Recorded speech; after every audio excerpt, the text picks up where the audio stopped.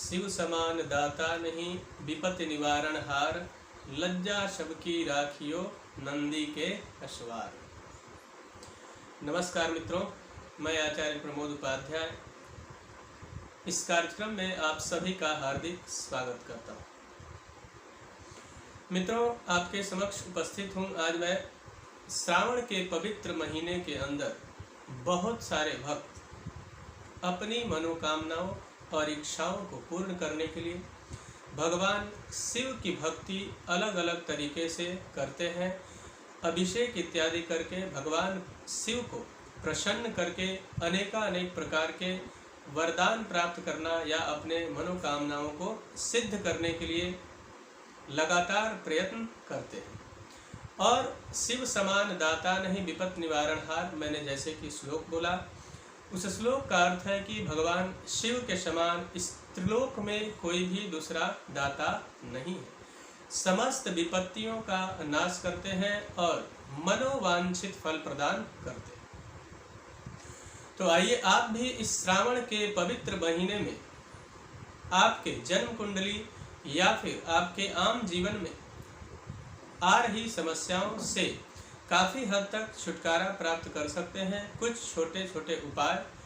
जो कि मैं आप सभी को बताऊंगा, उन उपायों के जरिए भगवान शिव की कृपा आसानी से प्राप्त कर अपने ग्रहों को अनुकूल बनाने में काफ़ी हद तक सफल रहेंगे। सर्वप्रथम आपको बता दूं कि बहुत सारे लोग ऐसे हैं जिनका मन किसी भी कार्य को करते समय जितना बेहतर कंसंट्रेशन के साथ कर सकते हैं उतना ध्यान केंद्रित वो नहीं कर पाते हैं। बार बार कोशिश करने के बाद भी कहीं न कहीं जिस तरीके का ध्यान उनका उस कार्य में लगना चाहिए, जितने लगन के साथ उस कार्य को कर सकते हैं, वह उस तरीके का नहीं कर पाते हैं, जिससे उनका जो परफॉर्मेंस है वह कहीं न कहीं बिगड़ने लगता है, जिससे कि उनका आत्मविश्वास कहीं न कहीं डगमगा सा जाता है। यह क्यों होता है, इस बात को समझने की आवश्यकता है। साथ ही साथ आपको एक बात और भी मैं बता दूं कि बार बार मन के अंदर नकारात्मक ख्याल आना या फिर जब भी कहीं आप अकेले में बैठते हैं वहाँ पे मन का नहीं लगना या नेगेटिव थॉट्स बार बार आते रहना, यानी कि नकारात्मक सोच लगातार आपके मन के अंदर डेवलप होते रहते हैं। कहीं ना कहीं लगातार प्रयास के बाद भी आप उनको सकारात्मक स्थिति में लाने में नाकाम रहते हैं। मित्रों, आप सभी को बता दूं कि इसका एक ही कारण है कि आपके जन्म कुंडली में चंद्रमा कहीं न कहीं दूषित है।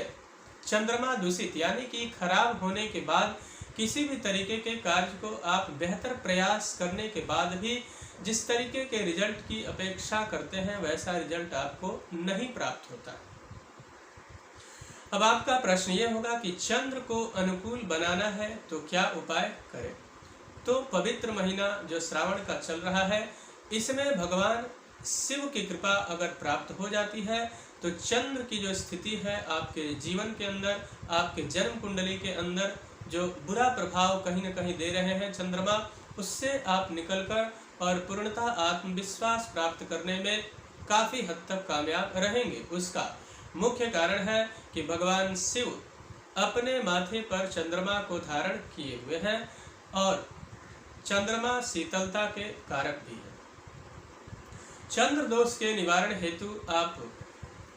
भगवान शिव के मंदिर में जाएं या फिर आप अपने घर पे ही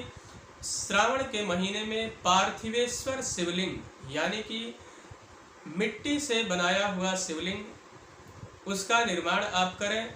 और अगर उसका अभाव है, आप शहर में रहते हैं, वहाँ कई जगहों पे इस तरीके की व्यवस्था नहीं बन पाती,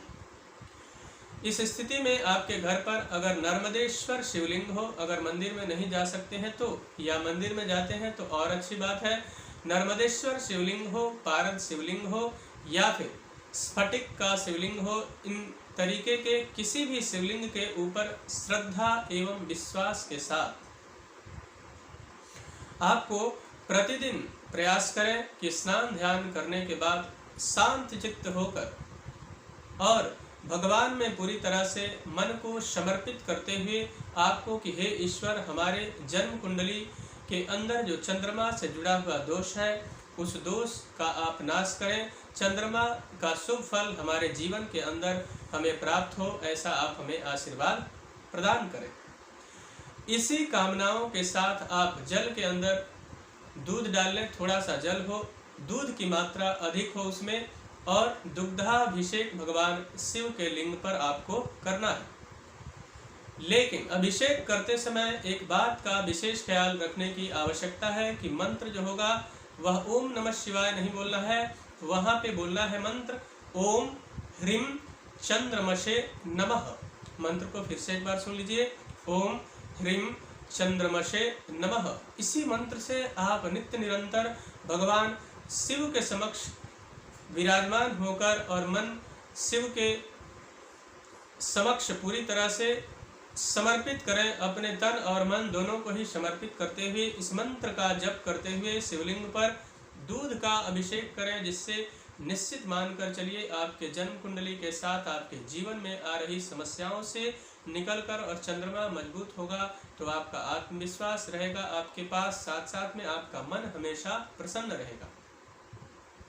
मित्रों, दूसरा उपाय मैं बताऊंगा कि अगर आपके दाम्पत्य, अगर आप शादीशुदा हैं यानी कि पति पत्नी के बीच में कहीं न कहीं बहुत बार ऐसा होता है कि अथक प्रयास करने के बाद भी विचारधाराओं का मेल नहीं होता है, यानी कि दोनों के बीच जिस तरीके के बेहतरीन कॉम्बिनेशन होने चाहिए या फिर ऐसा कहा जाए कि म्यूचुअल अंडरस्टैंडिंग अच्छी होनी चाहिए, उसका अभाव लगातार देखा गया है।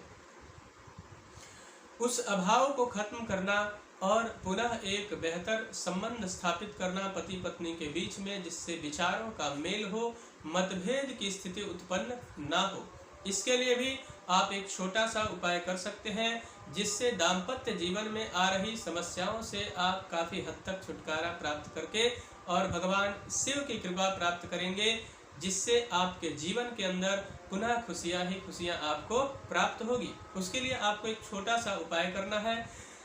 आपके घर में या फिर मंदिर में जाना है और शिवलिंग पर मधु यानी कि शहद का अभिषेक करना है या शहद का लेप करना है। लेप करते समय आपको यहाँ पर ओम नमः शिवाय मंत्र बोलना है और मन में आपको यह भाव रखते हुए भगवान शिव के लिंग पर मधु का अभिषेक या फिर लेप करना है कि हे प्रभु, आपका और माँ पार्वती की जिस तरीके की जोड़ी रही है, अतुल्य जोड़ी,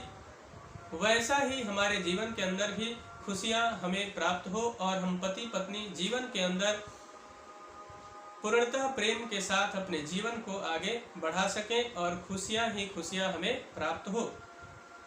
इसी प्रार्थना के साथ अगर आप भगवान शिव के लिंग पर शहद का अभिषेक करते हैं तो निश्चित मान लीजिए आपके जीवन में पति पत्नी के बीच आ रही समस्याओं से काफी हद तक छुटकारा प्राप्त करने में आप कामयाब रहेंगे।